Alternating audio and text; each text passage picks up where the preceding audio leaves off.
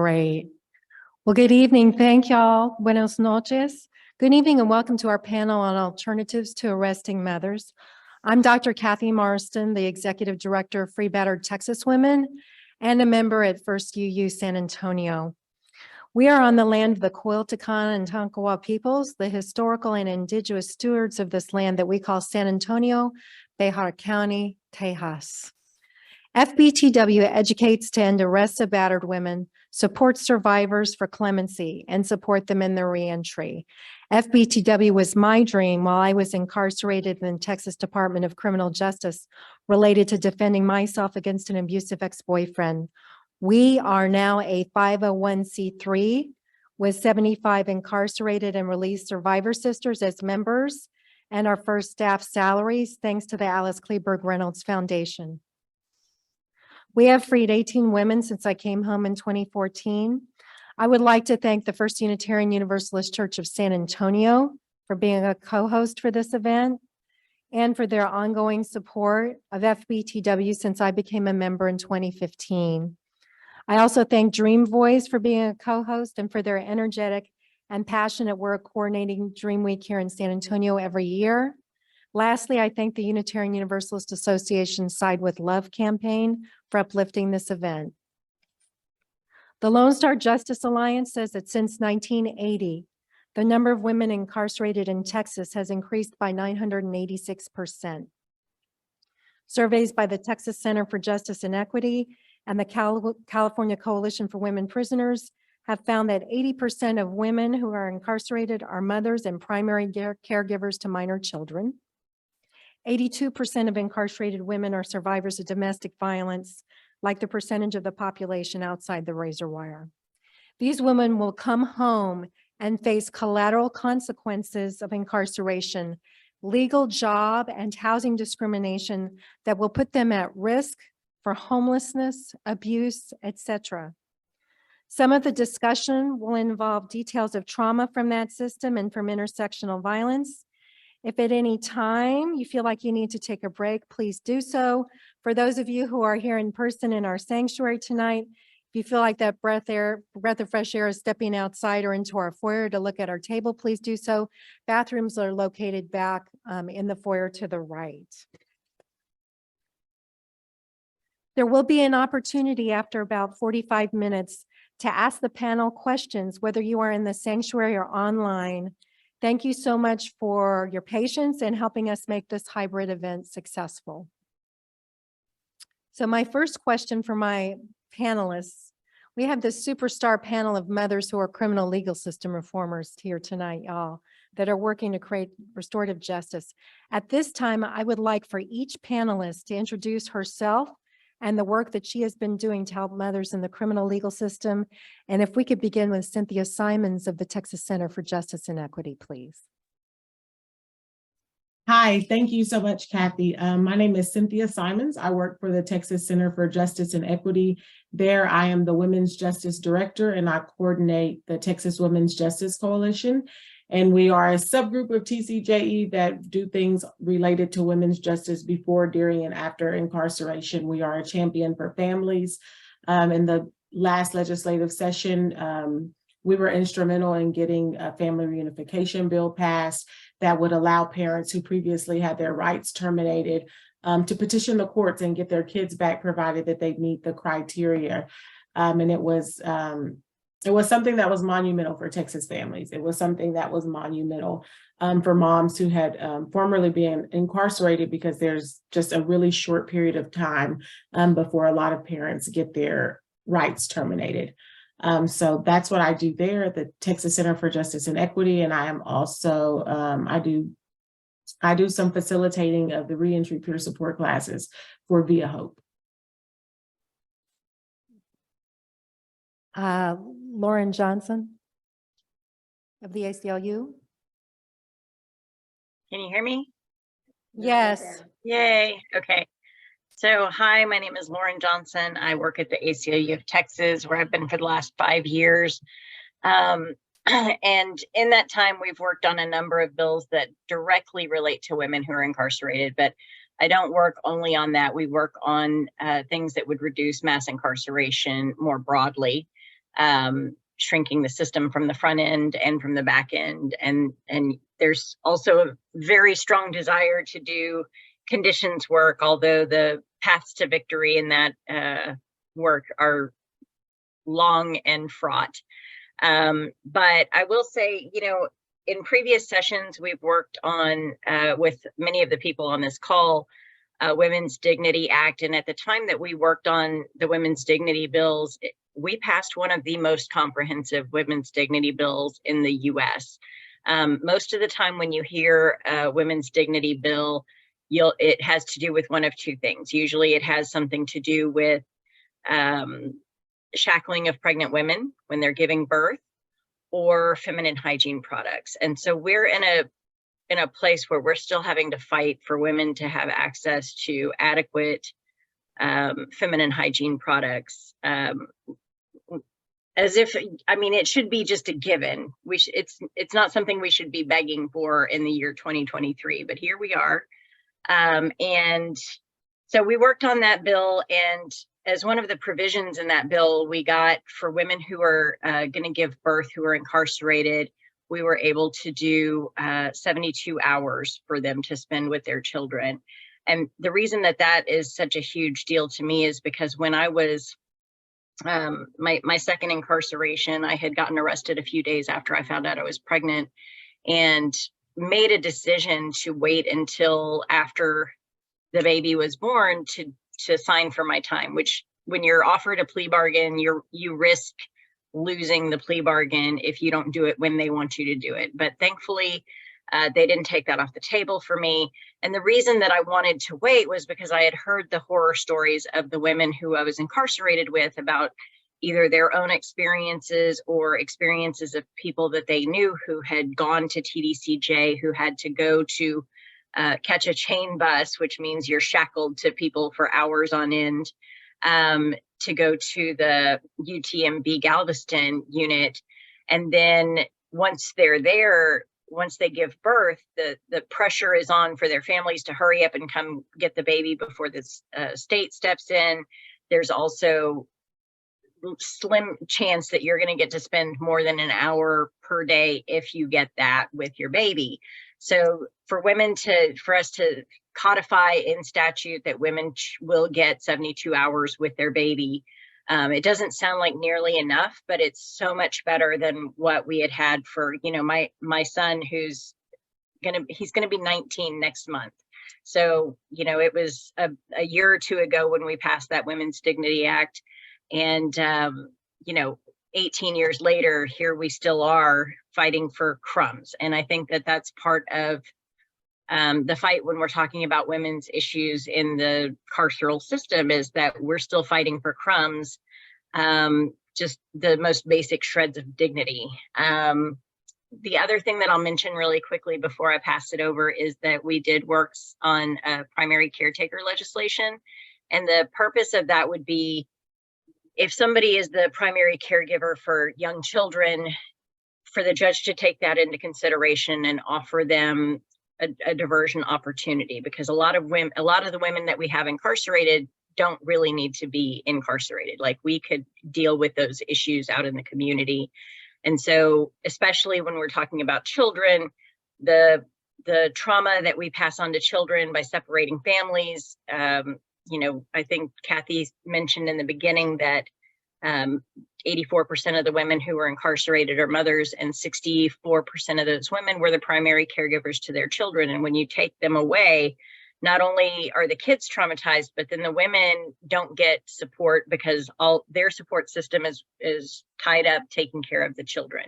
So we were working on the primary caretaker bill. It passed through the full House, and then it stalled out in the Senate, where we have one person who has a philosophical issue with it, that's kind of been holding it back since then, but we're not done fighting. So stay tuned for more scenes. Thank you, Lauren. Cheryl Craig. Hi, I'm Cheryl Craig. I forgot. Hi, I'm Cheryl Craig, formerly incarcerated. I was active duty stationed right down the street at Fort Hood when I was attacked by my roommate and defended myself. I was pregnant with my child at the time. and had to serve while I was pregnant. And for some reason, because military trained me to kill, put me in an all-male prison system and put me in solitary confinement. It was nothing but hell for me. And during that time, I thought about, I need to fight back. I need to raise awareness. I need to do something. So when I did get out, which thank God I had a chain of command that got me out before I had my child, so I didn't have to have my child in the system, I retired and met Cathy, and she told me about what she was trying to start. And I immediately volunteered to become a member of FBTW, and it's been a whirlwind and exciting, exciting journey, and it will stay an exciting journey because we're moving forward and we're becoming bigger. And I will say that about this, I didn't get to experience the treatment and of the mothers away from their children, but during that time I was in, being pregnant, that's all I could think about. What if they keep me in here? I was defending myself. I shouldn't be here. I might have my child in this place, and where's my child going to go? So this is really strong for me, and I have strong, feelings about this. So I'm glad to be here. Thank you, Cheryl. We're glad to have you here. Shannon FitzPatrick. I'm the student here. These are some fantastic women, which I am grateful to be in their presence. I originally was a school teacher. When I decided to quit and do something easier like law school, I became a civil appellate attorney for the Texas Department of Public Safety, and then a prosecutor in Hays County, and eventually pivoted off to go to Texas State University to run their Office of Attorney for Students. We were just it's like a small office for 38,000 people. We handled all sorts of cases, from family matters to criminal matters to contracts to everything. And I got really more involved, even though I did work on the criminal side of things for the students and help them with their issues. I started really involved with the Texas prison system when my son was in high school. He became very intrigued about the death penalty, and he reached out to several people, and finally a woman who used to be on death row and was now at that time serving a life sentence wrote back to him. They became good friends, and so I started writing her as well, and we all became good friends, and we visited her. And she invited us to talk to other women, and I now work with 3 of the women who are currently serving on death row. Melissa Lucio, who has had her case being reevaluated and hopefully will be home by the end of the year. Erica Shepard, who did not kill anybody, but is there because of law of parties. A man threatened her and her baby with a knife and said, if you don't help me, I will kill you. And the 3rd woman, Brittany Holberg, somebody attacked her. She fought back. And because that she had been a sex worker, therefore they had to come up with something to make sure that the state could kill her. So I also work with several other inmates. It's all pro bono work these days, as I'm retired. But getting involved in Free Battered Texas Women, as well as some of the other groups that I'm with, has been a fantastic insight into some of the issues that the women face. And the Texas prison system works hard to keep things hidden, of course, for our own security, but we just don't know what's going on out there. They don't want us to know because the horrors inside Texas prisons are real. And people who get out and have the voice and who will speak out about those issues are incredible folks, and I am very privileged to be in with this crowd. Thank you, Shannon. Thank you, all of our panelists, for your introductions. My next question has to do with the topic that's near and dear to my heart. In February 2020, Governor Abbott and the Texas Board of Pardons and Paroles created a clemency process for survivors of domestic violence and/or sex trafficking who acted under duress related to their holding offense. The Peace Initiative here in San Antonio has Project Advance, which is a jail diversion program for first-time domestic violence arrestees. They have an 87% success rate. That means that they're graduates of that program who go through battery intervention prevention and then some lifetime wraparound services. 87% of them are not rearrested. 56% of those who are referred to this program are women who lawfully defended themselves under our state's waiver. So my question for my panelists it's actually a two-part question. So first of all, have you worked with survivors who've been criminalized, and how have you worked with them? So that's really one question. How have you worked with survivors who've been criminalized? Some people have already answered that. And then secondly, how do you think we ought to hold accountable moms who batter their family members? I would like to begin with Cynthia Simons on this one. So those are tough questions, right? As far as working with survivors, I partnered with Lone Star Justice Alliance, and I do peer support for their clemency application for their people that are applying for clemency. And on the Texas Women's Justice Coalition, it's comprised of many different people who are system impacted, people who are educators, people who are faith leaders, so people that have been affected by the system, and unfortunately some of them fall in that category, and I offer peer support for them and also help them navigate different obstacles that may come up in their lives due to them being a survivor and having been criminally punished for defending themselves. And what do I think we should do with moms who are batterers? I think that we should be doing everything that we can to break the cycle, and that means to understand the root cause of why people harm people. There are structural inequities that exist here in America that have historically existed. There is systemic racism. There is a lack of supports in the community. There's a lack of emotional support. There is a lack of financial support. There is a lack of value on the Black and brown family, those folks that are represented in the prison industrial complex. So I think what we have to do is take a more restorative approach, and we have to really dig down deep and understand what these women's needs are and help meet them there while they're in the community. I don't think that we should, I don't think that anybody should be subjected to any type of harm. But I don't think a carceral setting is the answer. We have been locking up, Texas locks up more people by sheer number than any other state. The stats that Cathy just read about the 800 and something percentile increase in women's incarceration. So we have been locking women up exponentially, and it's not solving the problem.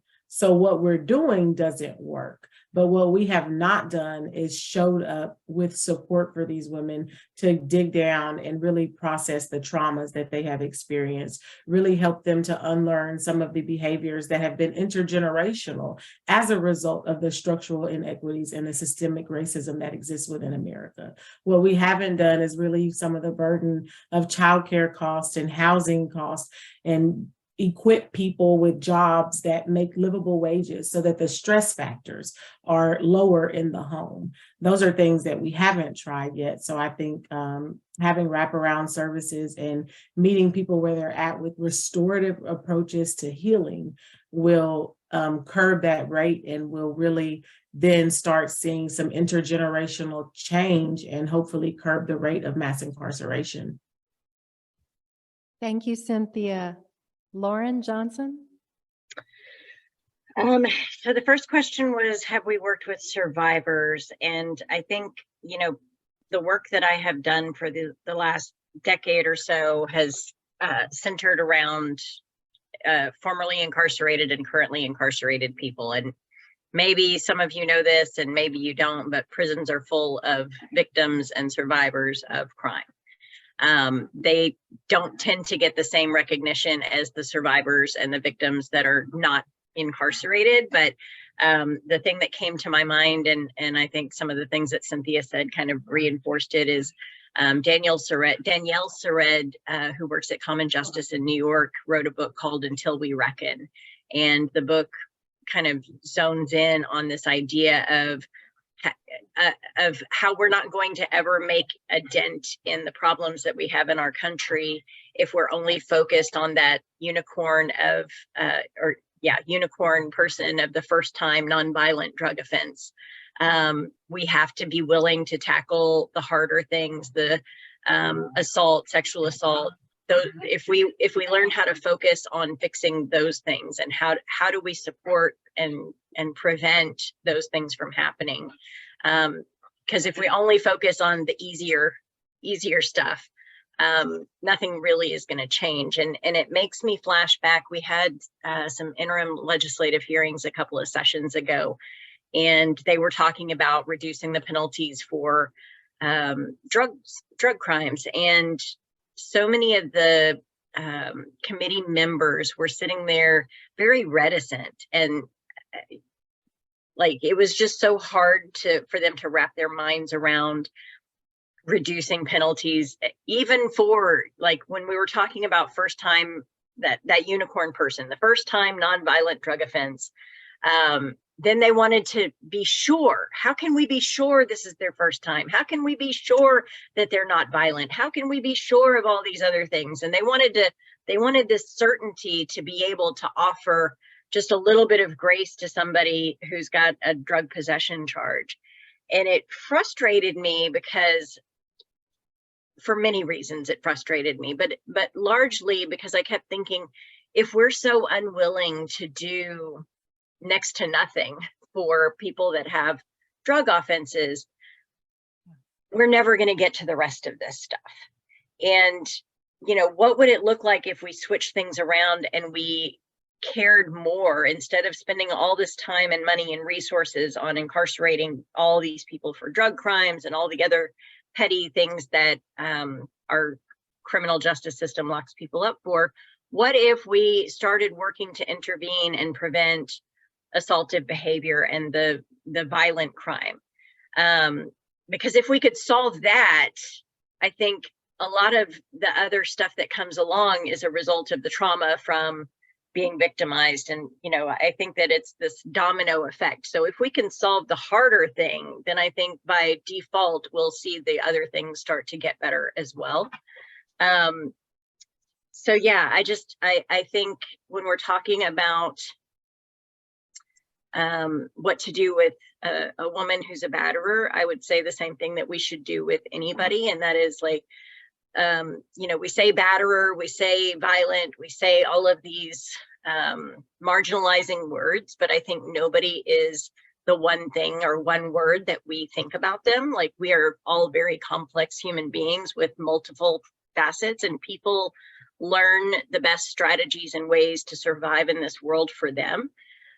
So creating a world in which people have the space and the safety to do the internal work and exploration and healing that they need to do, I think will get us where we want to go. And Scrappy says hello. Thank you, Lauren. Cheryl Craig. For the first question of this two-part question, I joined FBTW, and I pushed with Cathy and everybody else was in FBTW, and to help that way. But as far as personally helping formerly incarcerated or women or men that have been battered, I volunteer at Easter Seal, which is on Babcock. And due to the experience that I've been through, I went back to school and I ended up getting my master's in psychology. And I do volunteer counseling at Easter Seals with people that have been through abuse and are, you know, victims of abuse. And there's actually, out of the 27 people that I talked to, 22 of them have been incarcerated for defending themselves. And out of those 22, 4 of them actually are men. The rest of them are women. So I tried to talk to them and, help them build confidence in themselves. And we talk about the problems to help better ourselves, because I'm one of them, better ourselves so we don't get incarcerated again. There's other ways to handle it than by anger and then by violence. Even though you were defending yourselves, let's find a different way. Let's find a better way. Let's, share our experiences so that we can teach others that they don't have to go through what we went through. And we can help better ourselves that way. So that's how I help with the incarcerated. And the second question, how do I we think- hold accountable? Oh, how do we hold Among accountable? That's a hard one, because while I was in the military and I was a platoon sergeant, I actually had a mother that was abusing her children. And we had to eventually call the state and have the state take the children from her. They wanted to press charges against her. I felt that we needed to try to get her to counseling. Being a counselor, a psychologist, that was my answer. It actually worked for her, and she ended up going through counseling and finding the help that she needed, and she ended up getting her children back about 10 years later. So I really honestly and wholeheartedly believe that if someone is willing to be counseled, counseling is a way. And I open up. There are some people that have walls. All I can say is try to build a door in that wall and crack that door. That light might be small and it might be very dim, but it's still a light. And keep on cracking that door open until you find that light. So I honestly believe counseling is the best way to help that, instead of punishing them and putting them in prisons, because the prison's not working. It's not helping anybody. It's just taking mothers away from their children instead of building them to become better together as a family. Shannon FitzPatrick. Well, I would say I have worked with 5 women who are either currently on death row or formerly on death row. And out of those 5, 4 have a horrific history of sexual abuse. The 5th one is just so totally innocent that she doesn't count. The other 4 had sexual abuse up until the time that they ended up where they were. One woman, Brittany Holberg, was about 3 months before the crime she's accused of happened. She was gang raped so violently that she was in the hospital for over a month. And needless to say, she was taking drugs, as many people would, to try to figure that out. I've known several of these women started getting raped when they were 8 years old. And their cases are well documented. It's horrific what happens to these women. They get no treatment for that. Society just says, well, it happens, sorry. We've got to look at working with families to figure out what's going on there. And several of them have situations where they run away from home because they're being assaulted by daddy, and they're living on the streets, and they get involved in drugs. And, one thing goes to the next. We're not supporting our families. It's a complex issue, and up to and including mental health matters, because one of the family members of these women had just the mother had serious mental illness issues, and she beat her 5 children incredibly with curtain rods, with anything that she could find. If one child made a mistake, she lined up all 5 children and would beat on them. That family never got any help. And eventually she left, so daddy still needed a wife, so he started sexually abusing his daughters. What do we do for those? When you say that woman was a batterer, she had lots of mental health issues, and she wasn't getting those addressed. We have treated mental health as if it's something that's, it's hush hush, it's quiet, it's embarrassing. But it's no different if you have heart disease, you have cancer, or you have a chemical imbalance in your brain. We need to get access to people for them before the bad stuff happens. That would help a lot of people to say that we need to hold these people accountable for being abusers. Yes, but why? It's already been brought up. Why are they being abusers? Why are we even in this situation? What's wrong with their lives? And what are some easier fixes? Because as you just heard, prison isn't fixing them. If you grew up being sexually battered and then you respond negatively to somebody one day and people are, well, why was she so angry and violent? Well, we raised that child as a society. It takes a village to raise a child. It also takes a village to ignore a child in Texas. We can't keep doing this. We've got to start earlier and offering support to families before these situations get as bad as they do. Thank you, Shannon. I just want to add here that in the 2021 legislative session, there was a bill that was supposed to provide for educating children in an age-appropriate way in the public school system about domestic violence, about dating violence, about sexual harassment, and the governor vetoed it.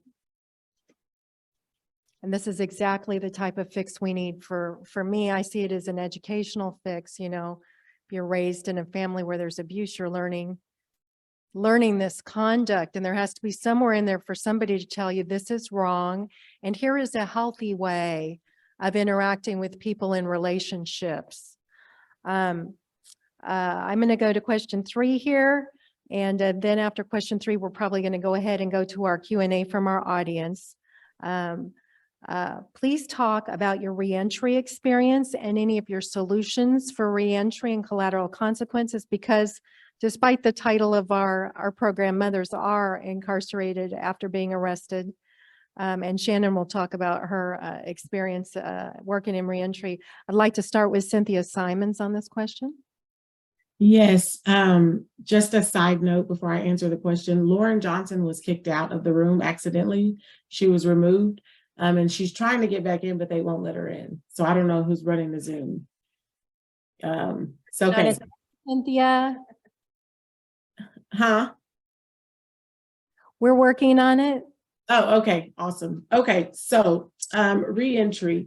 My reentry, well, what have I done for reentry? So I recently worked, me and the women on the Texas Women's Justice Coalition have been working on programming. Programming is inequitable inside of TDCJ, and that's a big part of your reentry, right? You may take some programming on healing, trauma and healing, parenting classes, vocational classes, being able to have access to higher education degrees so that when you come home, you have these trainings, you have these certifications that you are able to get a job making livable wages.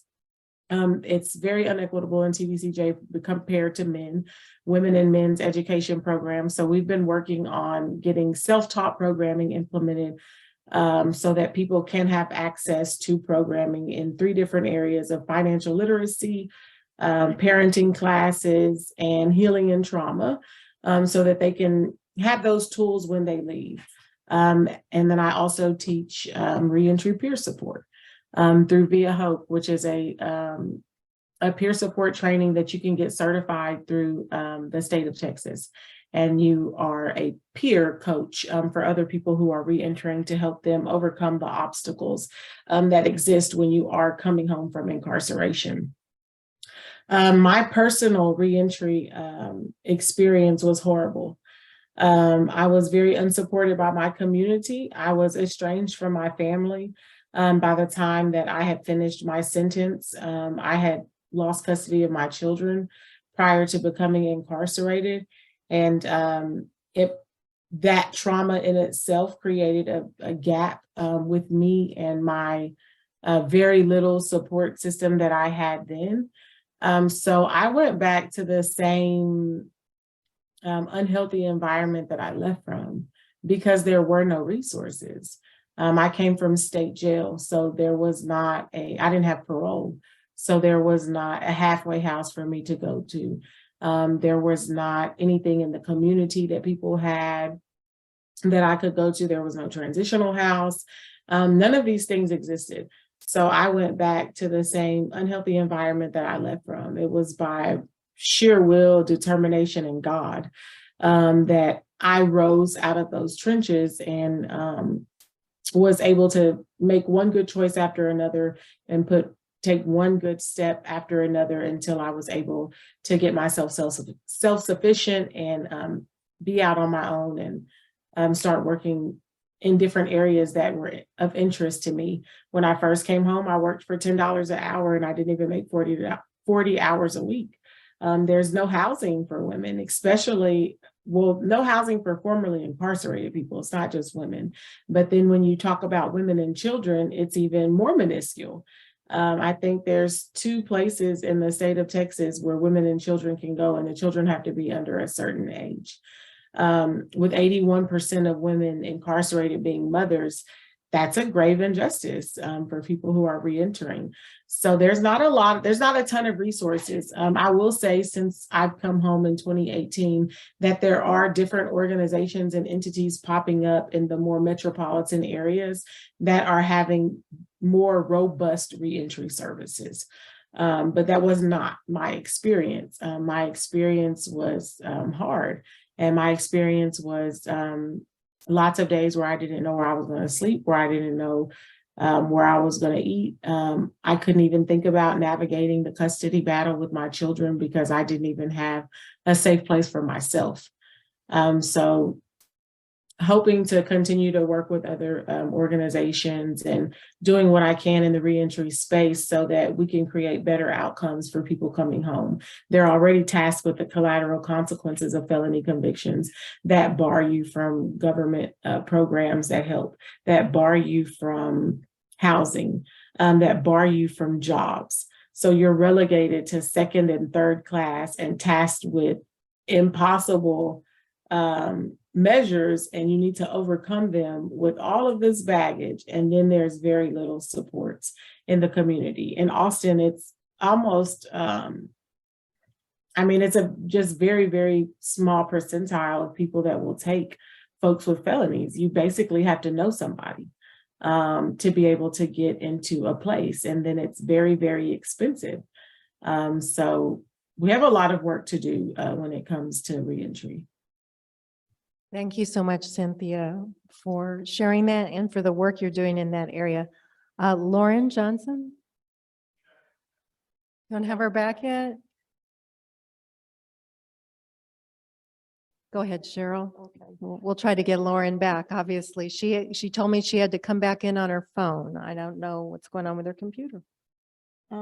Reentry for me was a little different than most of the women that are incarcerated, only because I was active duty when I had to serve my time. So I had to report back to duty, of course. But I can say that the living off post, because I was pregnant while I was in and had to move off post immediately, and being that I had a record, there was no place for me to find.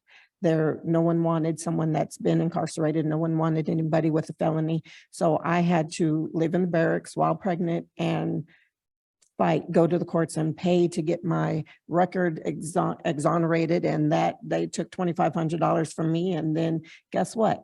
That doesn't mean that it's exonerated. That just means that you paid for it to get exonerated. But apartment complexes and housing authorities, they can look at federal, and it's on a federal because it's on permanent records, and exoneration is only your temporary record. So I was stuck again. I could not get a place to live. I had to move in with somebody that I didn't even know very well just to have a place to live. So reentry for me was a little different, but no group that I could go to get help, to get support or anything like that. And the chain of command was like, make sure you're there at 6 o'clock in the morning for PT. That was pretty much the support I had. So reentry for me was a little hard, but that's what drove me, because I was determined to do better, to better myself and to help others in situations like that. So I had my child on this hip and a book on this table, and I was studying, and I went back to school so I could get what I needed to get to where I felt that I could help somebody, and that's through counseling, because I needed someone to counsel me and there was no one there at the time. So that was my reentry experience. Thank you, Cheryl. I appreciate that. Shannon, what is some of the work that you've done with women and persons who are reentering? We decided to take in a inmate who had been incarcerated for 39 years, 20 of which was on death row. And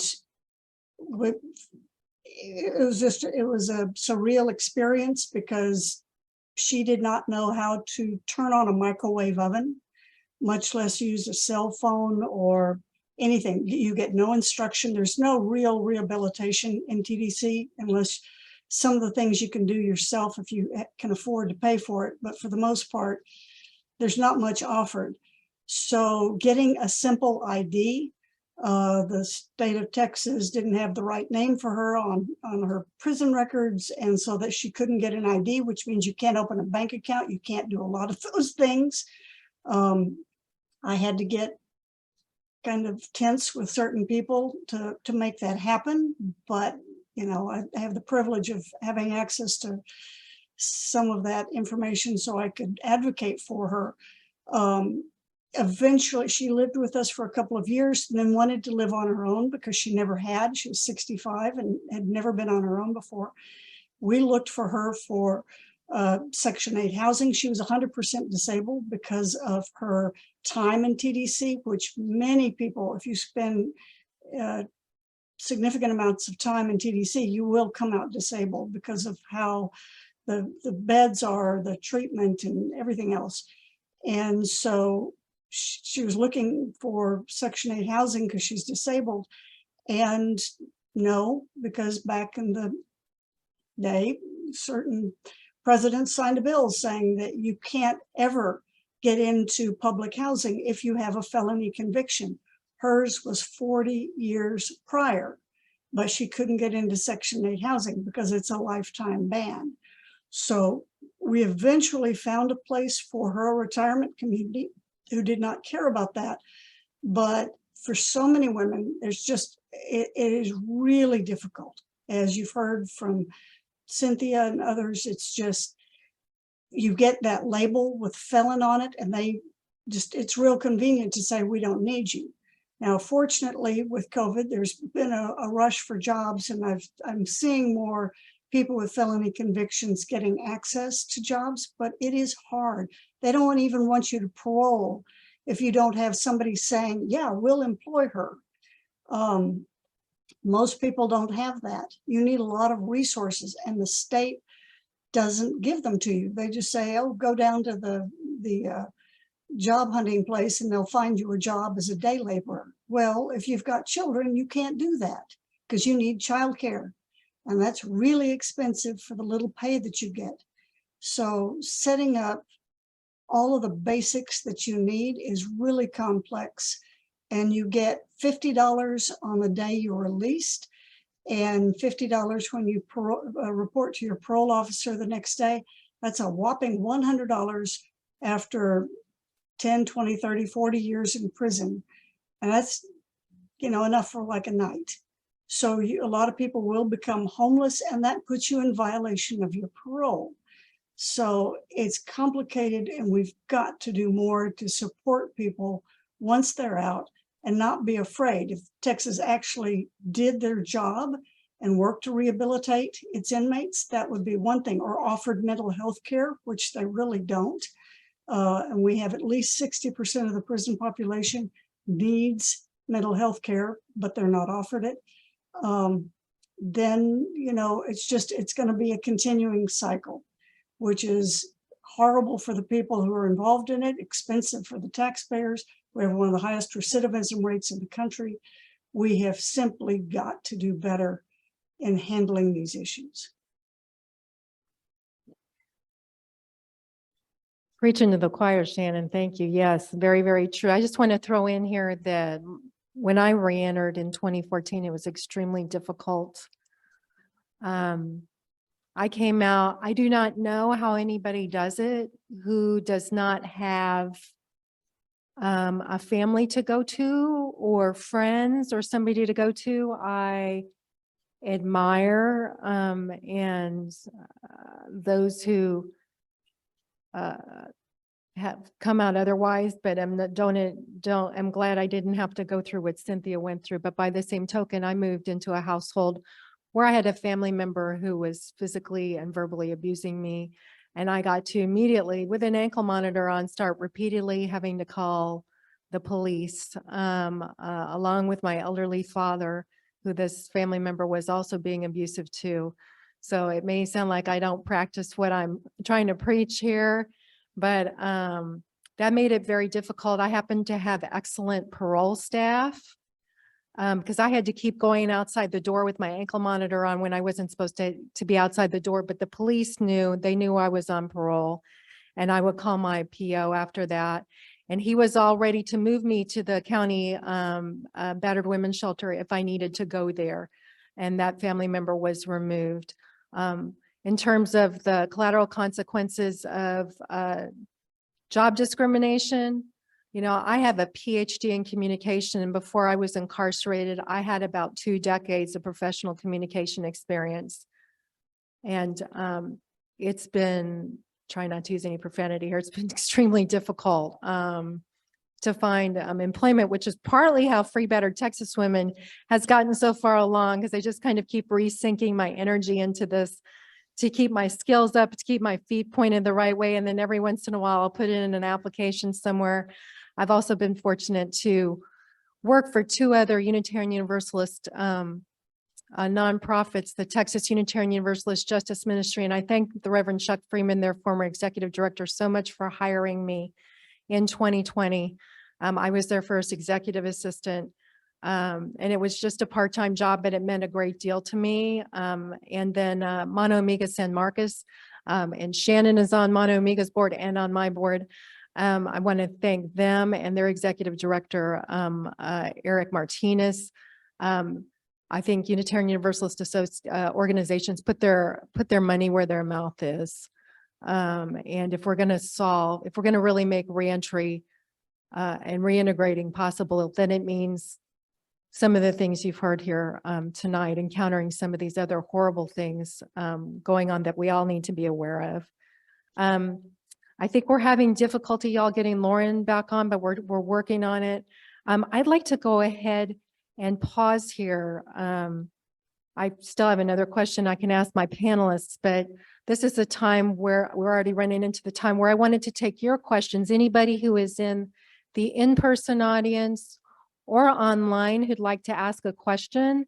And I guess we need the wireless mics for anybody here in the.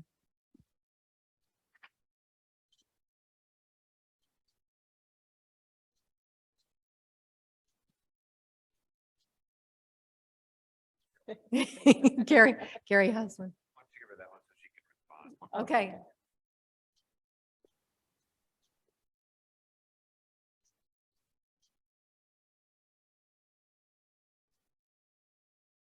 One more question. Take the mic. Step right up. Anybody in person or online?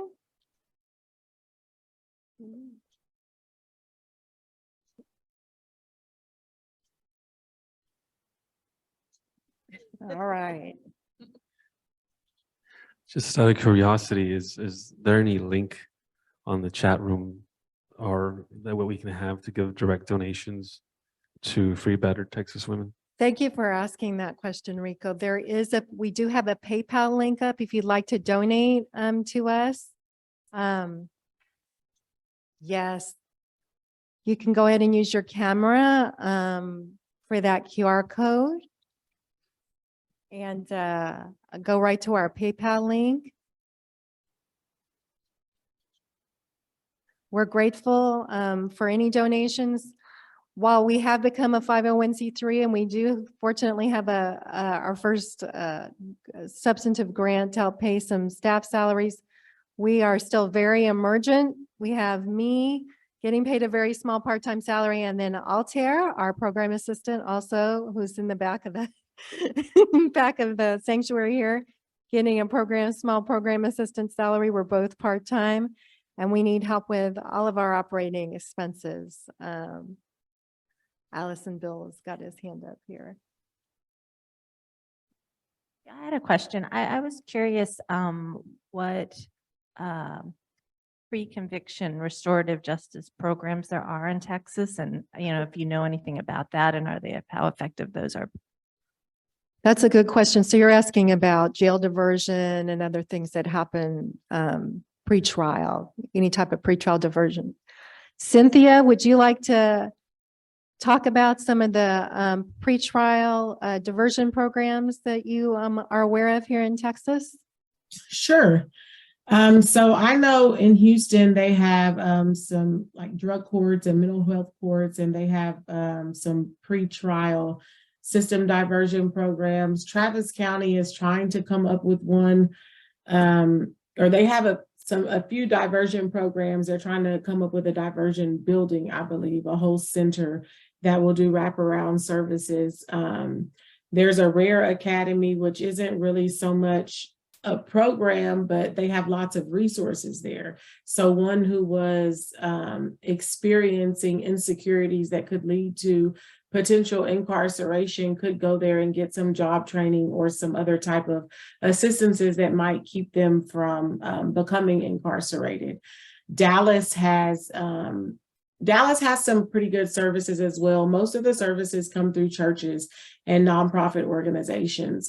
So you really have to get out into your community and ask. The courts do set up, diversion courts for people with mental health issues and people who have been sex trafficked. There's diversion courts for that. And then people who have substance abuse disorder. But the problem is with the diversion courts, there's still a lot of supervision. There's still a lot of scrutiny that goes on there. And because you've already been caught up in the criminal legal system, it's easy for you getting pulled over for a ticket or a violation for not being able to attend a class or not attending a meeting due to a lack of transportation issue can get you really caught up in the incarceration system. So when I say diversion, I'm talking about things that could support folks before they come in proximity with the criminal legal system. So when people are experiencing food insecurity, housing insecurity, when they don't have places to go, getting them into touch with organizations and ministries that can provide some type of substantial fiscal resources for food, money, clothing, get them connected with jobs. There's a program in Austin called Jails to Jobs, which is a really phenomenal program. And they serve people who are formerly incarcerated, but also people who have not been incarcerated yet. And from youth on up to adults. And they place them with jobs. They have a mentorship program. They go out on the jobs with them and help train them and then really just work with them while they may struggle with some things, maybe coming late or losing their temper or, not having exuded all the right energy at work that day. It doesn't equip to 3 write-ups and you're out of here. They keep working with them and training these youth up and these people who are re-entering back into the world until they have enough tools in their tool belt that they can go on to other places. So those are just a few things that I know off the top of my head. Thank you, Cynthia. I just want to throw in again that here in San Antonio, Peace Initiative has Project Advance, which stands for Addressing Violence and Abuse Through Networking and Client Empowerment. And it's an 18 or 21-week batterer intervention prevention program and lifetime wraparound services. And when they complete the classes, I believe the judge can decide to dismiss the charge. So that's one program I know of here in Tua. And I know there's a mental health court here in Bear County. I'm not sure what Judge Huff does in terms of jail diversion. Shannon, did you have some programs you were aware of? Well, then Hayes County is just starting to do that through Mono Amiga, is pushing to start some of those programs. But one of the big issues, I mean, what Cynthia was describing in Travis County, there's some amazing efforts being made there. But what women face is an issue of childcare. And that is so expensive, and it is so easy to get off the rails if you don't have good childcare. And we're currently have somebody staying with us who was falsely accused of a crime, who has an ankle monitor. And that ankle monitor costs $150 every 2 weeks. And so that's $300 a month just for your ankle monitor. Then you're supposed to pay rent and food and childcare on top of that. It's great if you're, have Bill Gates as your sugar daddy, but for most women, that is just really, really difficult. So working for women on affordable but good childcare is something that the state of Texas needs to address all over the place, not just with incarceration issues. I think it would go a long way to help a lot of women to overcome some of the stressors that they're facing right now.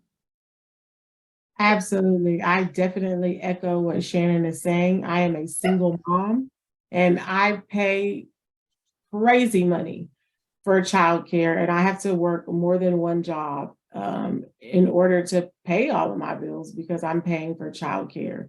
So when you put people in a position where they're not able to work because they need to stay home with their child, you open up the door for things to happen because people have to survive. And you have slavery in the prison system in Texas. You are forced to work but get no pay. So you can't save up money for when you come out. So you come out broke. And so that doesn't help either. And that we're one of 2 states in the nation who engage in slavery. Thank you, Shannon. Lauren, we have you back now. You want to go ahead and talk about your reentry experience and then see what you can talk about in terms of pretrial diversion?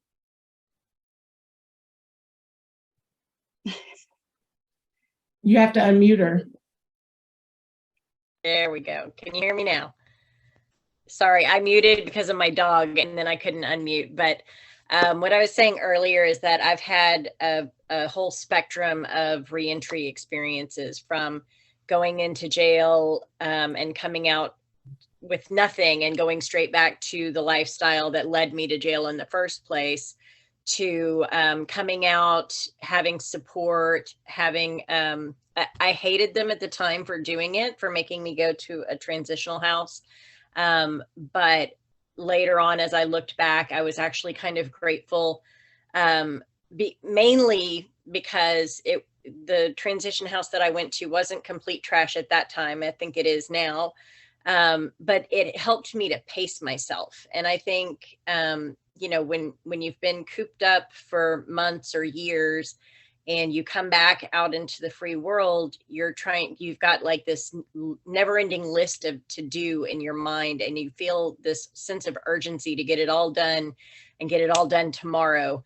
And being at that transitional home forced me to pace myself and do one or two things a day to kind of keep things going in a forward motion. And then my third time, I came back to everything I had left. And that wasn't because the state is amazing or anything like that. It was a lot of planning on the front end so that we didn't lose our home, so that we had childcare while I was gone, so that somebody was caring for my grandmother. So when I came home, I had a home, I had a car, I had, our bills were paid, things like that. But that took like a whole village effort to get that into place and maintain it during my absence. And then as far as diversion stuff goes, I think there are lots of innovative programs throughout the state. The problem is it's such a piecemeal effort. You know, different jurisdictions have different specialty courts or diversion ideas. A judge will have their pet project that they want to work on. And so it really depends on where you're in trouble at and what kind of programs and services are available in that area. And then it really depends on somebody that you know knowing about that program and telling you. At one point, I had joined the drug court here in Travis County, not because there were flyers for it everywhere, but somebody told me about it. And if that one person hadn't known about it to tell me, I wouldn't have found out and wouldn't have been able to access that program. And so, you know, if you have somebody on the outside that can reach out to the district clerk or reach out to the judge and ask what kind of diversion programs exist in your county or your jurisdiction, that's a huge benefit to you, because otherwise there may be something amazing nearby and nobody tells you about it. Great, Lauren, thank you so much. I think we had another question. Bill, was it you had a question? I did. I was curious whether there were organizations like Free Battered Texas Women in other states.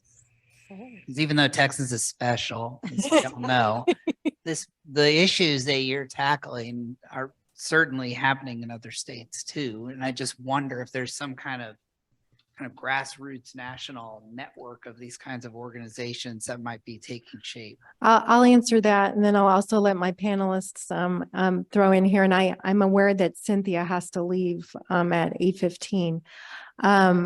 So the National Council for Incarcerated and Formerly Incarcerated Women and Girls is a national nonprofit that works on issues of incarcerated women and girls and formerly incarcerated women and girls throughout the U.S. And Lauren has been part of them for longer than I have, so she can say more. I know they have the Survived and Punished Caucus. There are certain states that have, and I'm trying to remember what they are, New York State, California, and then I think there's like the city of Chicago, maybe Philadelphia, something like that. Lauren can probably help me with that also. I know that that's an overarching national organization, and then different Survived and Punished groups that are across the U.S.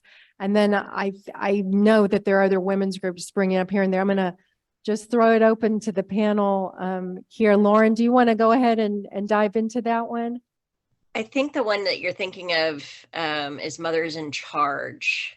Well, maybe that's one of the ones that you're thinking of. There are lots of really amazing organizations. There's lots of firehouse, I don't know if that's the right word, but firecracker advocates, formerly incarcerated women, formerly incarcerated men, all across the nation. They own their own businesses. They're running nonprofits. They're doing direct service. There's a lot of really amazing, innovative work that's happening. It's not, to my knowledge, I mean, National Council does kind of coordinate a lot of folks throughout the US, but I don't think that there's one specific like clearinghouse that kind of is strategizing and coordinating across the, all the states. So yeah, I don't know, maybe somebody else is smarter than me and knows more. Shannon, you have any input on that one? No, I always go to you and Lauren to find out all those kind of issues. So. All right, we had another question here in the audience.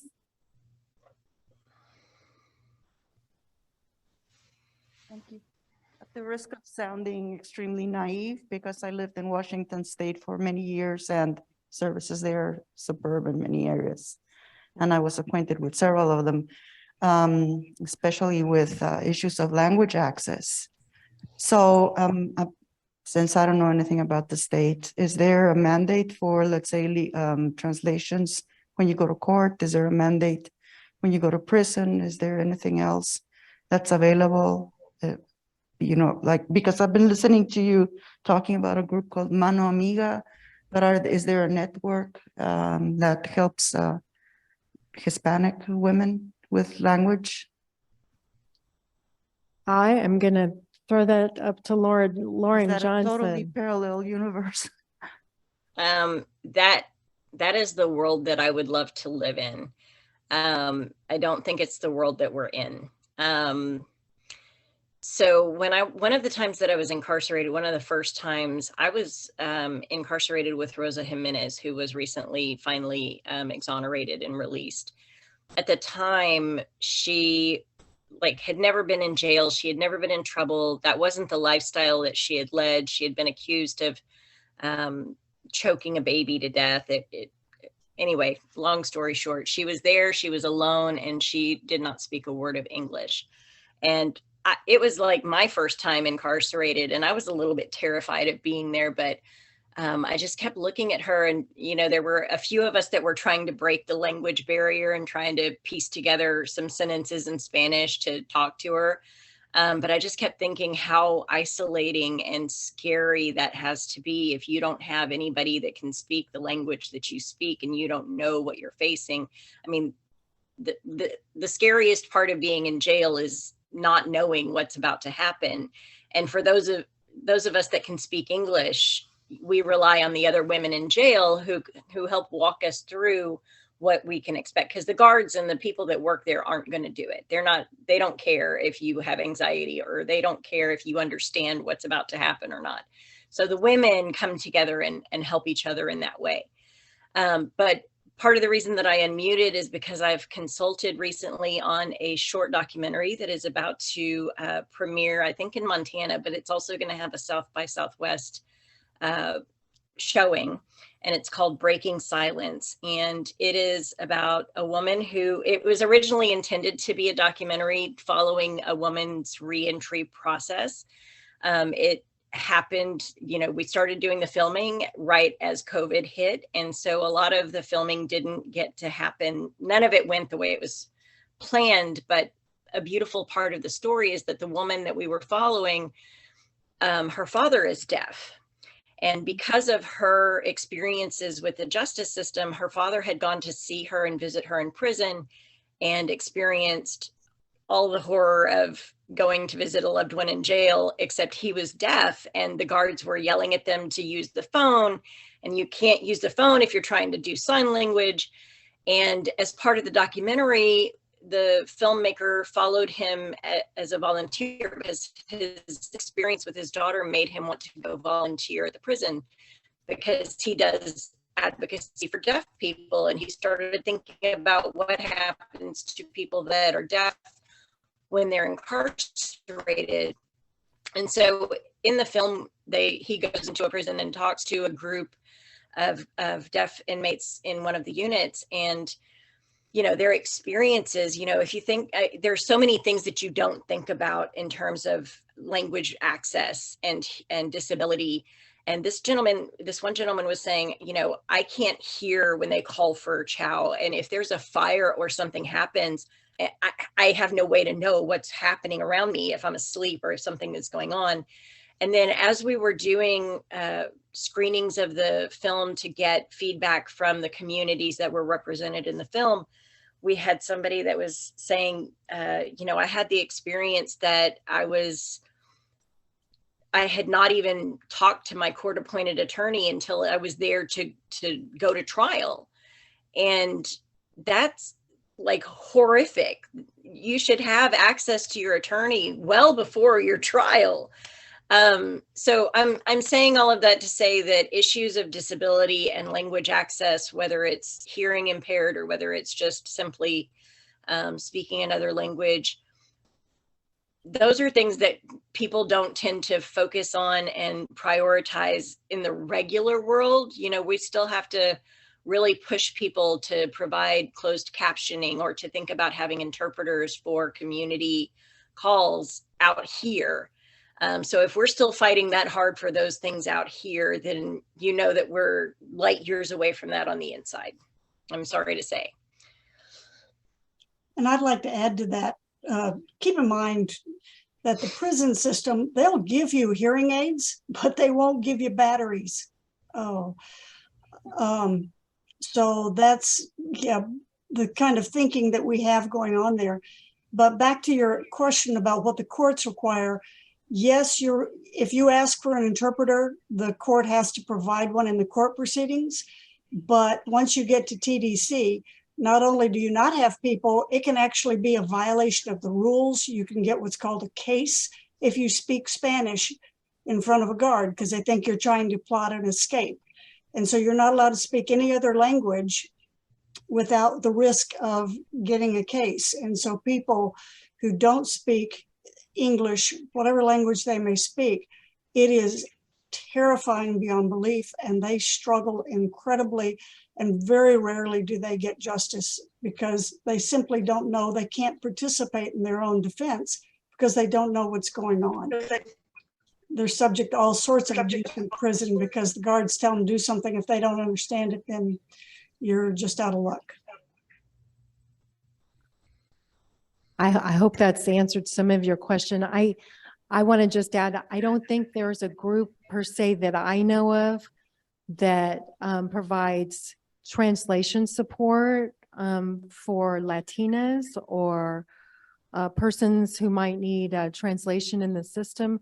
At Mont Omega, and Shannon can correct me on this, I haven't worked for Mont Omega since September, but we had several Spanish speakers working for that organization, and it does mutual aid and has community call events or community presentations where bilingual speakers are there to fluently, communicate and to learn from the directly impacted what their needs are, what their wants are, what direction they think the organization should go. And I think it's a good model.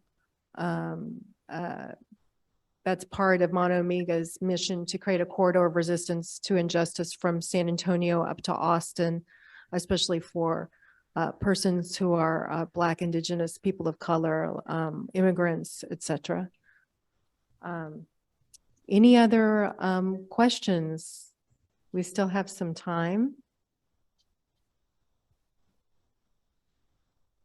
Any questions from our online group?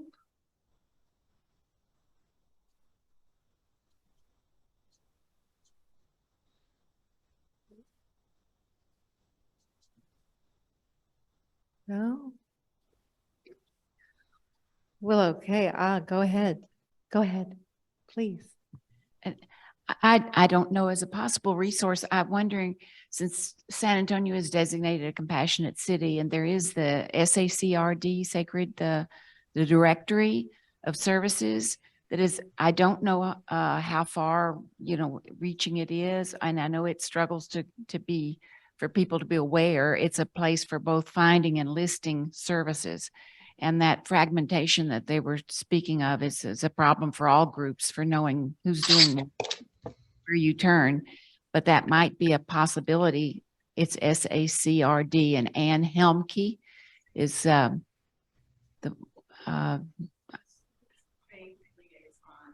city's faith liaison is Ann Helmke, and she's kind of got her finger in all things like that. And it's one of the better resources for finding out what else is out there. Thank you for sharing that. I appreciate that. I'm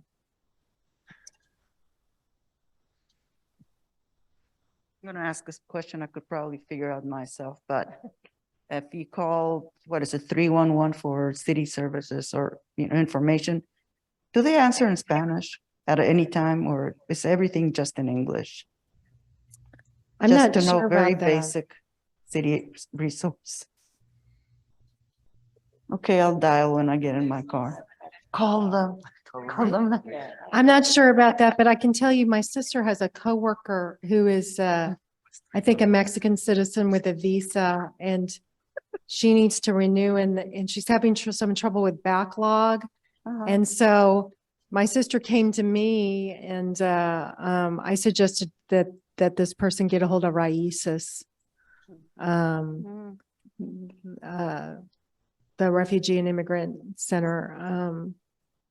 But I don't know the answer to that question. These are good questions. And I just want to overarchingly say that as a person with a disability who is in TDCJ and in the Travis County Jail, disability accommodation is not something they care much about. I mean, we're talking more about the communicative in terms of hearing impairments. that's a whole other area that if you come out and you're a woman with a disability, I've had a great struggle with that. I had computer-related disabilities before I went into prison, and I actually was a published expert on repetitive motion injuries, and then came out and had a lot of expectations about what types of work I would do and how I would do it. And, you know, people expect you when you come out with your out of prison that, you know, you'll go work fast food or you'll go work construction or something like that. And actually,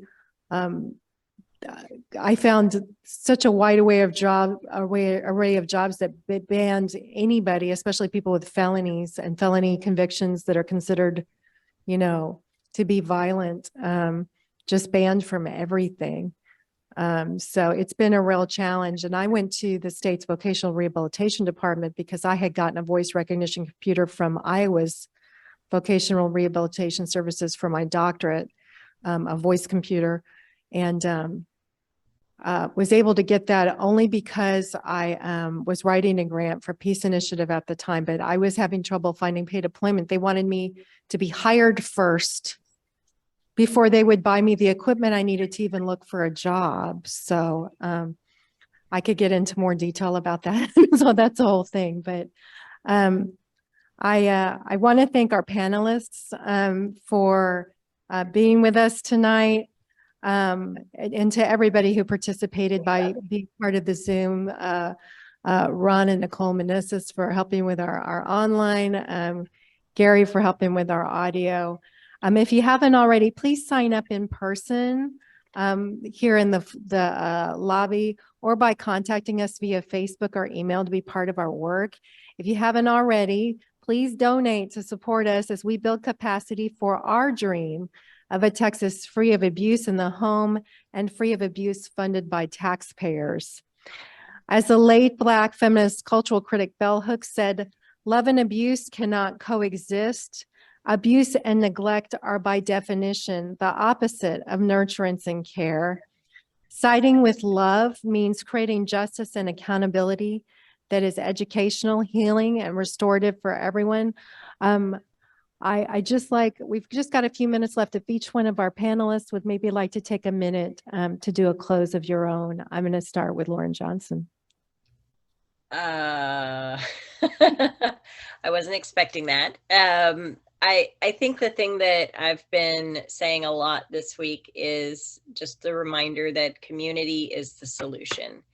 And what I mean by that is that all the easy things in this world have been done already, and it feels like everything that's in front of us is the hard stuff. And when we're doing social justice work or work related to the criminal justice system, it's a little bit daunting, and it's a pretty big mountain to climb.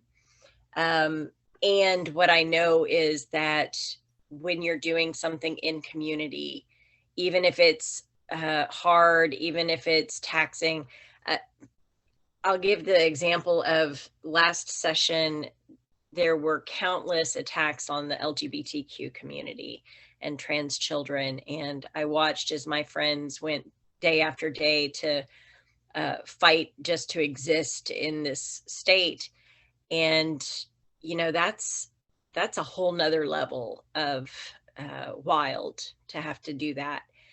And it sucked. It sucked that they had to do that. It sucked that they have to keep going back to fight to exist in our state. And the beautiful thing that came out of that is seeing everybody in community as they were doing it. And being in community doesn't mean you solve the problem. It doesn't make Texas a better state. But the problem isn't as big if you're in community with people that are fighting with you and working towards the same goals. And so if you have not already, find a community, be in supportive community, and do that as you tackle any of the issues that we've talked about or whatever's in front of you in your own life. Thank you, Lauren. Shannon? Well, I agree with Lauren. It certainly takes a village. But I think that for me personally, I grew up in a Christian tradition. And one of the things that I remember from the Christian Bible quite clearly is it says many times over and over, do not be afraid.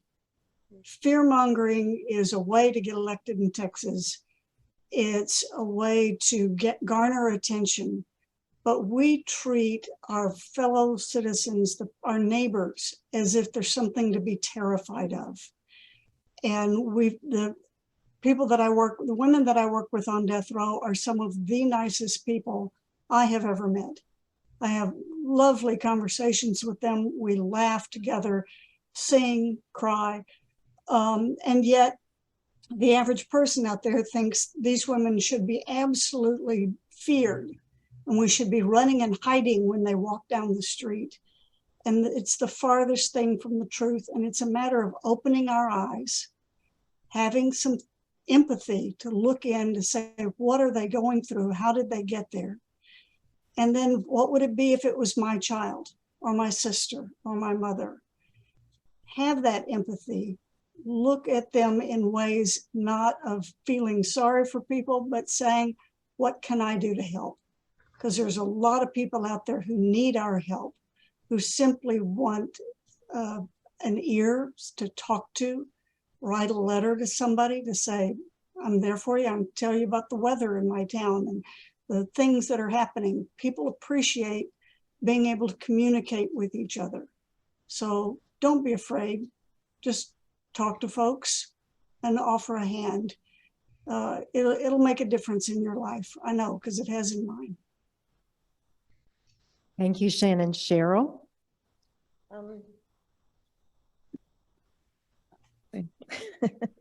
I just want to say thank you for coming out and showing the support and the interest in this matter.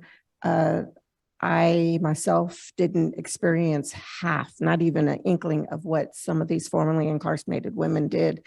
But I can tell you during my experience, I learned that we live in a broken world. And the way to help fix the world, in my belief, is by reaching out to someone. Reach out to someone and say, hey, how's your day doing? Do you need help with anything? Because if we do that, it starts spreading and then we can help others with problems. And if you don't know how to help them, you know someone that might be able to, and we can share our friendships and our knowledge with other people so we won't be where we are today. And that's broken. So thank you for coming out and helping spread, okay? Thank you, Cheryl.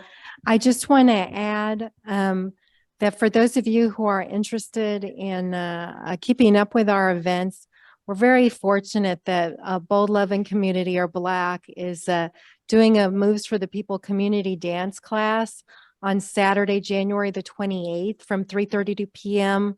At 3:30 p.m. at the Fellowship Hall here at the First Unitarian Universalist Church of San Antonio. And the style of the month is bachata. Did I say that right?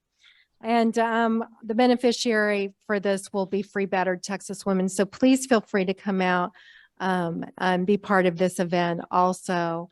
We thank you so much. For those of you who'd like to be in touch with panelists later, we can see about sharing their information. And please don't hesitate to contact Free Battered Texas Women. Grab me in person, write to us via our P.O. Box, which is P.O. Box 47 in Schertz, Texas, 78154. And for those of you who are in person, we've got business cards and then we've got our legislative one-pager. We are supporting our allies in Austin who are trying to amend the duress statute so that persons like survivors of domestic violence or trafficking who acted under duress can include proof of that abuse or trafficking to qualify for that affirmative defense to prosecution. So we've got that out there too. Thank you all so much. Thank you for your patience tonight. Thank you, Lauren. Thank you, Shannon. Thank you, Cheryl. And thanks to everyone here. Thank you. Good night.